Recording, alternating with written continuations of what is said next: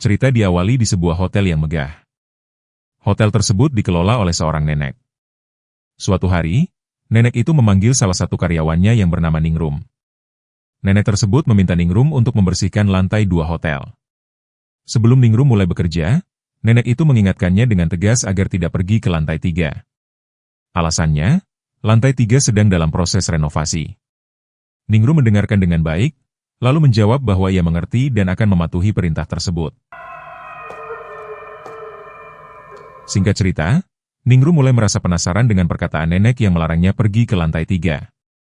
Dengan kesadaran penuh, Ningrum akhirnya memutuskan untuk naik ke lantai 3 dan mengecek apa yang sebenarnya ada di sana. Sesampainya di lantai 3, Ningrum melihat salah satu kamar dalam kondisi terkunci rapat. Ia mencoba membuka pintu kamar tersebut dengan paksa, namun pintu itu tidak bisa dibuka.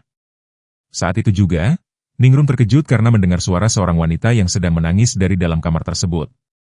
Dengan berpikir cepat, Ningrum menggunakan jarum yang ada di kepalanya untuk mencoba membuka pintu kamar itu. Tidak disangka,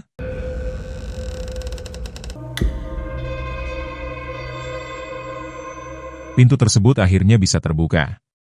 Setelah pintu berhasil dibuka, Ningrum melihat kondisi ruangan yang penuh debu dan terlihat sudah lama tidak digunakan. Di lorong lantai 3, Ningrum mulai merasa ketakutan karena suasananya sangat mencekam dan menyeramkan. Di lantai itu, terdapat sebuah ruangan tengah yang membuat Ningrum semakin penasaran.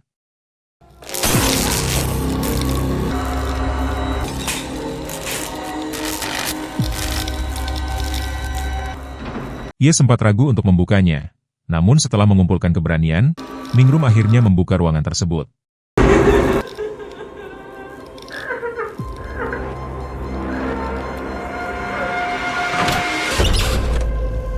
Di dalam ruangan itu, Ningrum melihat sosok seorang wanita yang sangat menakutkan.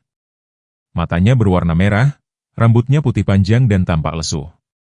Wajah dan seluruh tubuhnya terlihat sangat putih dan misterius. Sosok wanita itu kemudian berkata, "Telung dino tengah wengi." Mendengar itu, wajah Ningrum langsung terlihat sangat ketakutan dan terkejut. Telung dino tengah wengi.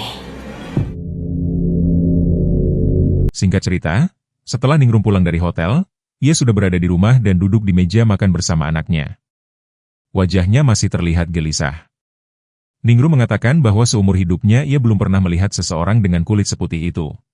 Seumur-umur ibu belum pernah melihat orang seputih itu. Ia juga menceritakan bahwa wanita misterius tersebut mengucapkan kalimat telung dino tengah wengi. Bilang apa, Bu? Telung dino tengah wengi. Sejak kejadian itu, suasana terasa berubah. Ningrum bercerita bahwa beberapa peristiwa aneh mulai terjadi. Kucing peliharaan mereka ditemukan sudah tidak bernyawa. Pak Yono, tetangga mereka, mengalami kejadian aneh hingga kakinya terluka. Sementara itu, Bude Ayu, menurut kabar yang beredar, mengalami insiden serius di rumah sakit. Ningrum menyadari bahwa malam itu telah memasuki hari ketiga. Dengan nada khawatir, ia mengaku merasa takut. Sudah hari ketiga, Dok. Ibu takut. Anak Ningrum berusaha menenangkan ibunya dan menyudahi pembicaraan agar sang ibu tidak semakin cemas. Karena waktu sudah menunjukkan tengah malam, anaknya meminta Ningrum untuk segera beristirahat. Ningrum mengangguk, namun sebelum tidur, ia mengatakan akan menunaikan ibadah terlebih dahulu. Disinilah momen paling menegangkan terjadi. Saat Ningrum melaksanakan salat dengan khusyuk, ia mulai merasakan ada sesuatu yang tidak beres.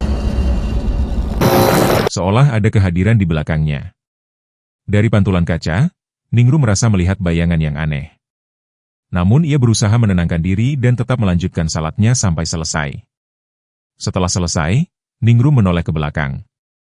Tidak ada apapun. Meski begitu, rasa takutnya semakin kuat. Ia panik dan segera menuju tempat tidur, lalu menutupi tubuhnya dengan selimut karena ketakutan. Suasana rumah terasa sunyi dan menekan. Tiba-tiba terdengar suara wanita yang sangat mengganggu. Telung dino tengah wengi.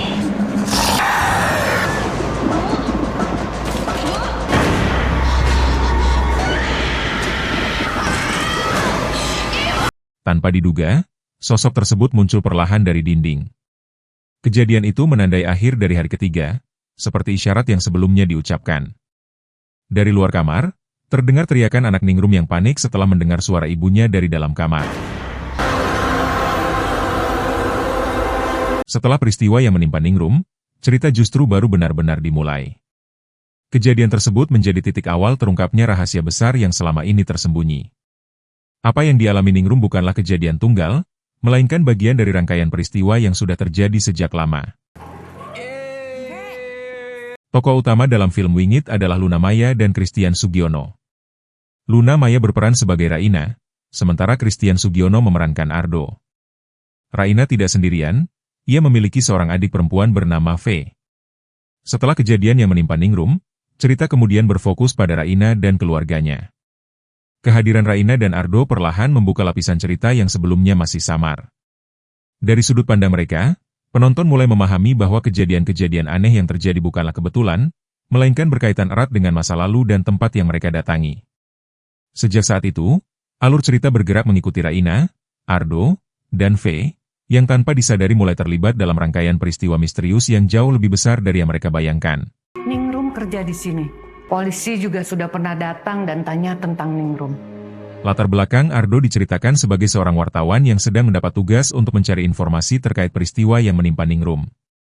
Penyelidikan itulah yang akhirnya membawa Ardo ke hotel tersebut, tanpa ia sadari bahwa kasus ini jauh lebih rumit dari yang terlihat. Sementara itu, Raina adalah salah satu pemilik hotel tersebut. Hotel itu merupakan warisan dari mendiang ayahnya yang telah lama meninggal. Sejak kepergian sang ayah, Raina tidak terlalu terlibat langsung dalam pengelolaan hotel dan baru kembali ketika berbagai kejadian aneh mulai bermunculan. Adapun nenek dan kakek yang mengelola hotel selama ini bukanlah orang sembarangan. Mereka adalah orang kepercayaan ayah Raina di masa lalu. Selain itu, mereka juga memiliki hubungan keluarga, karena nenek dan kakek tersebut merupakan orang tua dari ibu Raina. Singkat cerita, pada malam hari Raina terlihat melamun di rooftop dekat kamarnya. Saat sedang merenung, pandangannya tertuju ke arah salah satu kamar di lantai atas hotel. Dari kejauhan, ia melihat ada cahaya menyala di dalam kamar tersebut. Rasa penasaran mulai muncul. Tanpa menunggu lama, pada malam itu juga Raina memutuskan untuk mengecek kamar hotel tersebut dan mencari tahu apa yang sebenarnya terjadi.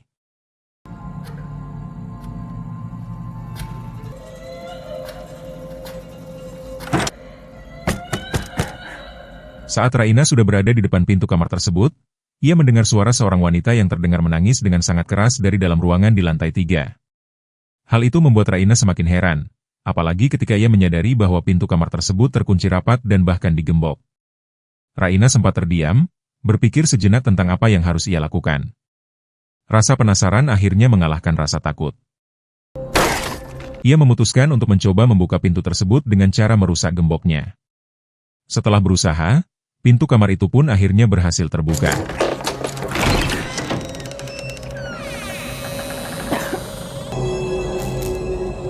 Setelah Raina berhasil masuk ke dalam ruangan tersebut, ia merasa ada sesuatu yang janggal.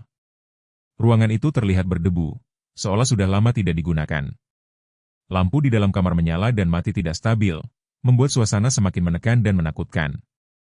Raina melangkah perlahan ke dalam.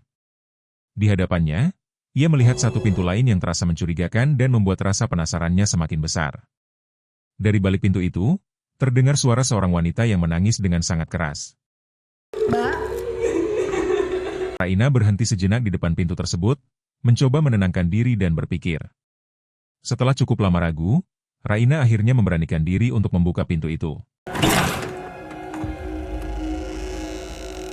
Betapa terkejutnya ia saat melihat sosok seorang wanita dengan kulit sangat pucat dan rambut putih panjang sedang duduk di depan sebuah kaca besar. Perlahan, sosok itu menoleh ke arah Raina dan mengucapkan kalimat Telung Dino Tengah Wengi. Telung Dino Tengah Wengi. Raina langsung diliputi rasa takut. Tanpa berpikir panjang, ia berbalik dan berlari keluar dari lantai 3, meninggalkan ruangan tersebut secepat mungkin.